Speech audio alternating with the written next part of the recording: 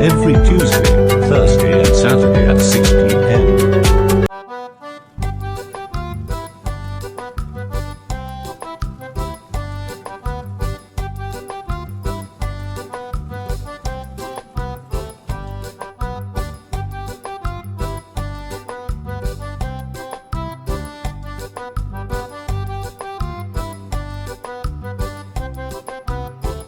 Nadine. Where are you? Aren't you ready yet? Nadine. Nadine. But where is this child? Here I am, Mom.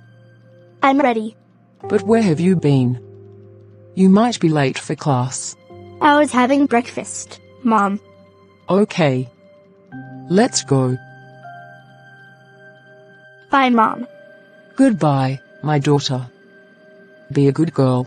Okay, Mom. You're back again. Nadine. I just came to say I love you, Mom. I love you too, my darling. You're the best thing that ever happened to me in this life. Okay, Mom. Your daughter is an angel. She is very pure. Thank you, madam. What's her name? Her name is Nadine. Take good care of her. Thank you, madam. And you, your child. How will he?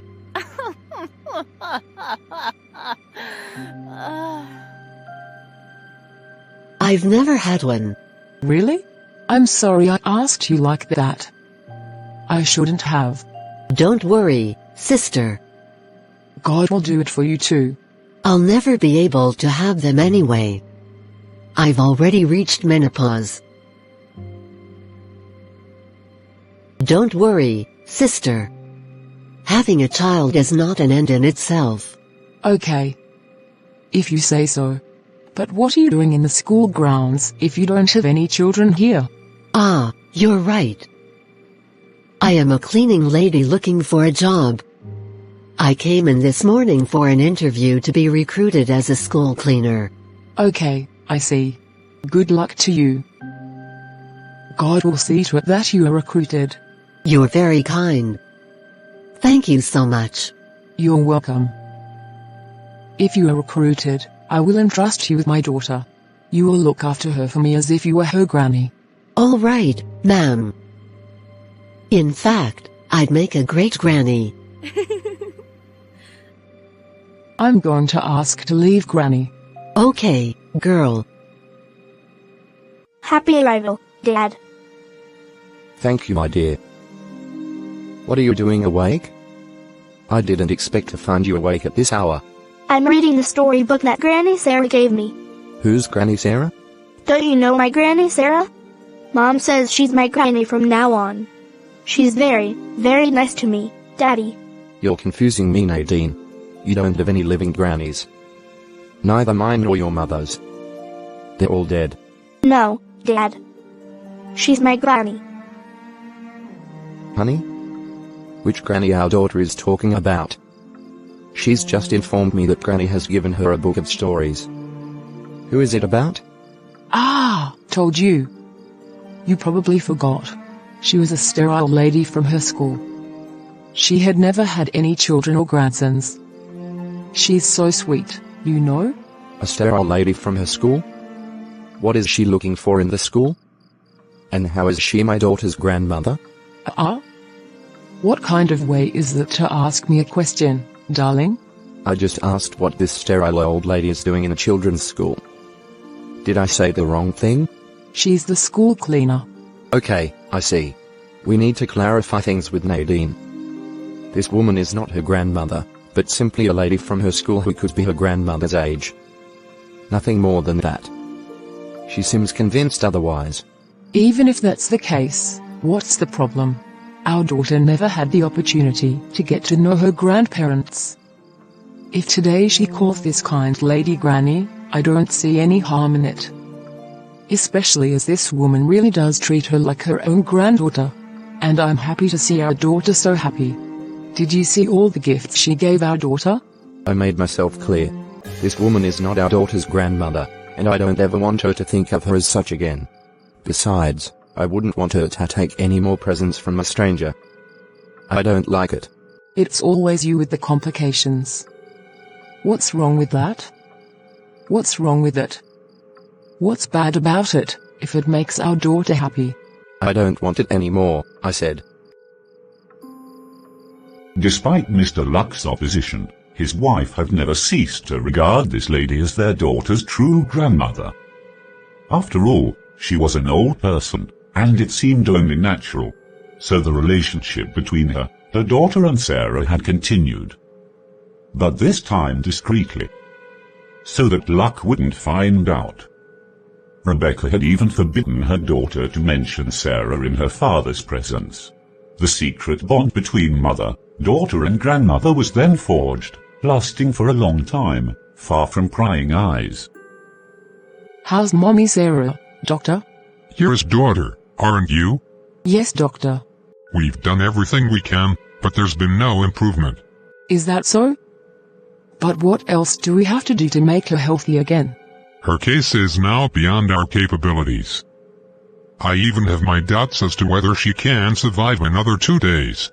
Oh my God. Hello, Granny. Happy arrival, my daughter. I see you've brought my granddaughter to see me as I asked. Yes, Granny. Nadine. Come and give your Granny a cuddle. Okay, Mom. Calm down, girl. Come take this bracelet from my wrist. Nadine approached, took the bracelet in question, then offered her supposed grandmother a warm hug.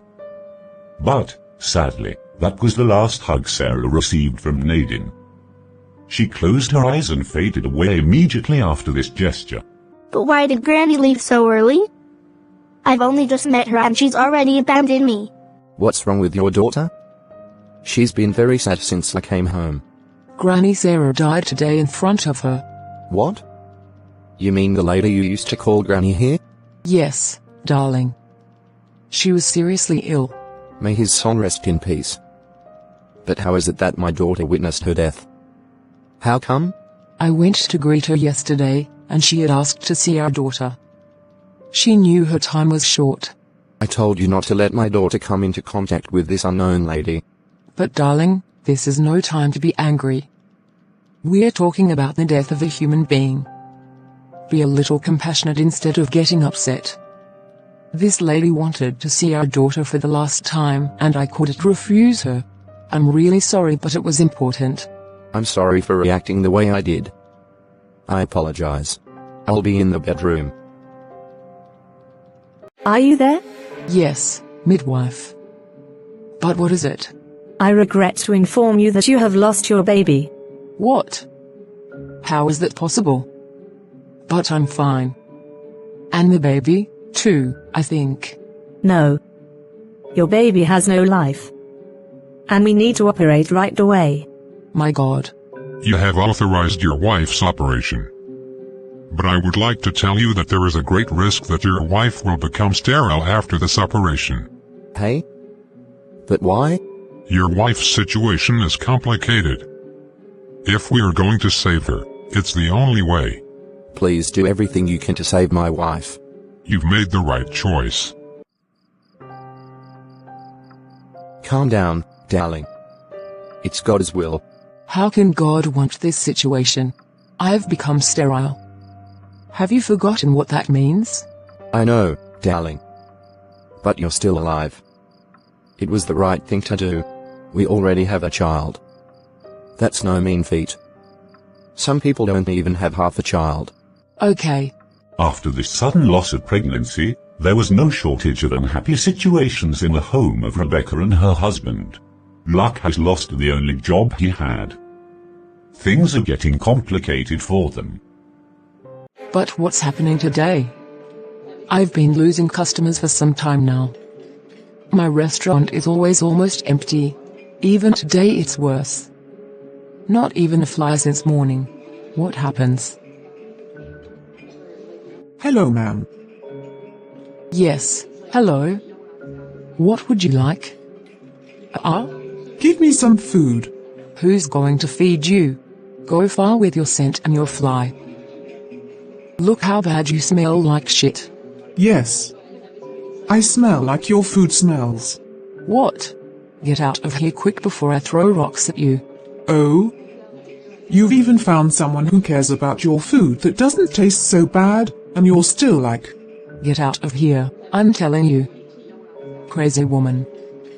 Go to your dump and eat your filth. Your restaurant is already a dumping ground.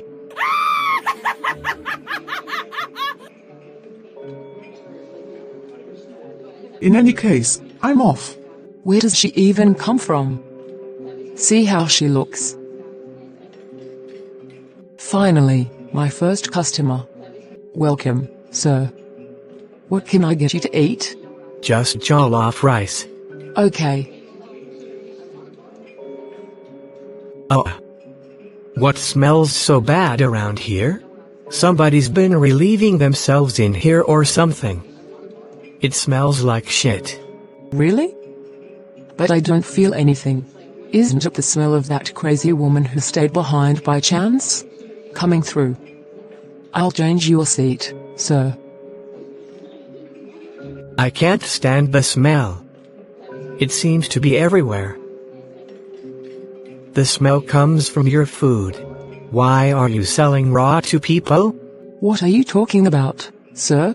I make the best food in the area. I'm sure you make them for pigs. Not for humans. Have a nice day. But what does it all mean? Was something smelly going on around here or what? Maybe La Folle wasn't wrong. But what could it be? But I don't feel anything. I can't believe it. I'd been sitting here for almost an hour and no cab will take me. That's life. I used to have a nice car, but now I'm on foot, without even a tire. Come in, sir. I'll give you a lift. Yes, monsieur. You're looking for a cab, aren't you? Come. It's the first time I've seen a woman driving a cab in this city. Oh, no, you don't. That's not my job. I just wanted to lend you a hand. That's really sweet. God bless. He has already blessed me and continues to do so every day, my brother.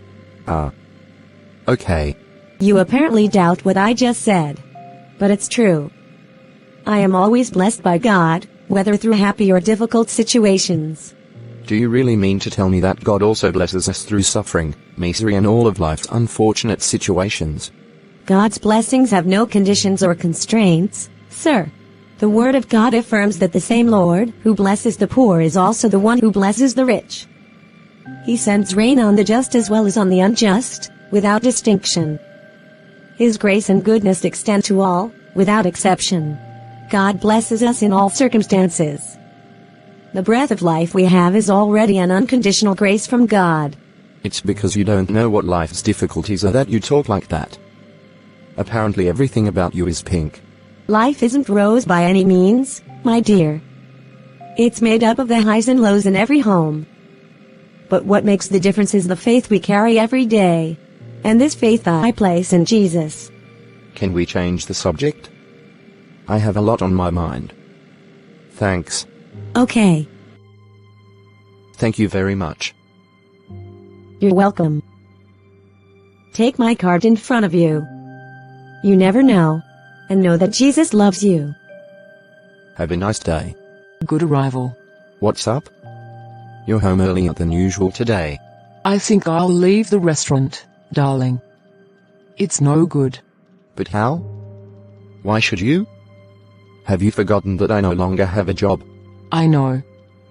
But nothing works in this restaurant anymore. And even worse, the 3 customers I have today are telling me that something smells bad in the restaurant. How bad does something smell? I'm listening now. What exactly were you talking about? People say that my restaurant is crap, or that my food is rotten. You're eating last night's food, aren't you? You probably didn't pack them properly. No, everything was done directly in the presence of the customers. I don't know why they're telling me this. There's definitely something smelly out there. We need to do a good cleaning, or maybe empty the septic tanks. Unless it's a dead mouse somewhere. But I don't feel anything unusual, darling. If that was the case, I was going to smell the same too. Or maybe you have a cold? Of course not. Now I don't understand anything. If there's a smell, there must be something to fix somewhere. If you say everything's perfect, I don't know where the smell's coming from. I think it's spiritual, darling. But who has our time? Do you think everything that happens to us is normal? I know we are going through a lot of complicated and weird stuff these days. But that's not enough to affirm what you're saying. Besides, you know yourself that I don't believe in these things. This time you have to believe. 'Cause I'm gonna take us to a soothsayer. Rebecca? Tell me we are not doing this. You can see that we no longer have a choice. Look around us. Nothing's going. I can see that. But that's no reason to go and see these people. All they do is sell illusions. This may be our only chance, luck. I lost our baby. Your job, my restaurant, it's all falling apart. Why us? Why is this happening to us? In any case, I'm also going to buy the illusion these soothsayers are selling this time. I'm fed up. I don't know, but do you really think a soothsayer can help us? Yes. I am convinced of it. These misfortunes are not normal. There is something bigger behind all this. Something we don't understand yet. Very well. We will go see your soothsayer. But I want you to know that I'm doing it for you. When distress reaches its peak, man is ready to do anything to understand his misfortune. Rebecca and Luke are about to cross a dangerous line. In searching for the truth, they expose themselves to new darkness. I feel a presence. A shadow following you. Really? Master, tell us. What's going on? You opened a door that should never have been crossed. Which door? You have formed a powerful spiritual bond. And it has created a debt upon you. What you are experiencing is just the beginning.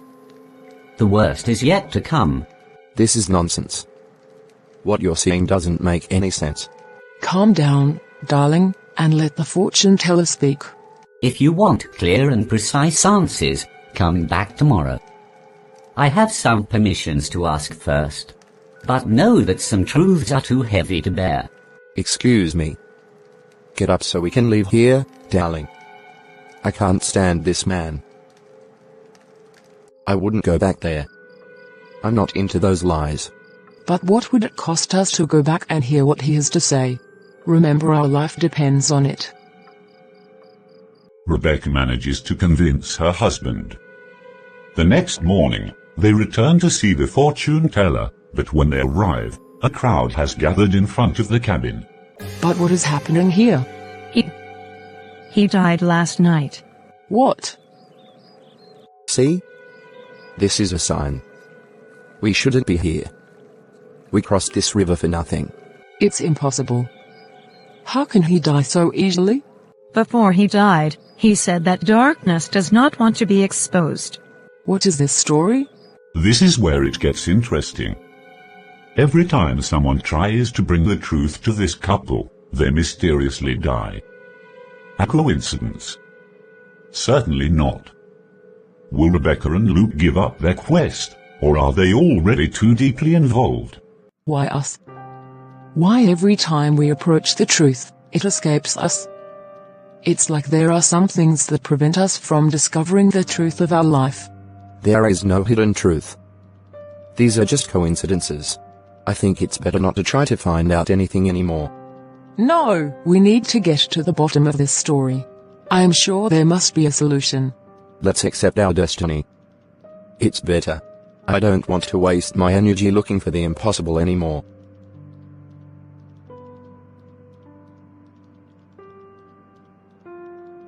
Sorry, go make the dough really hot, we are going to eat. Hello, Mom and Dad. Hello, my daughter. Can I come sit with you? Mom and Dad are having a little chat. Go stay in your room. We'll call you later.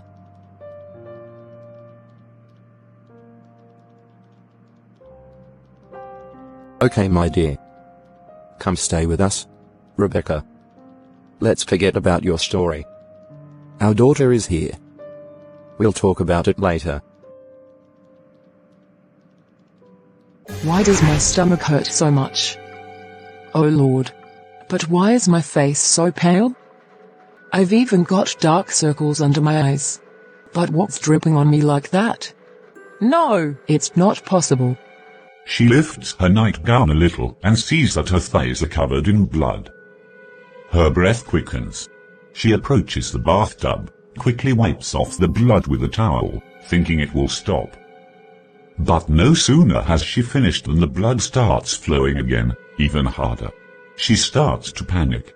She hurriedly opened the bathroom door and went back into the bedroom, suddenly turning on the light, waking Luck. Rebecca. What are you doing? It's late. Luck. It's serious.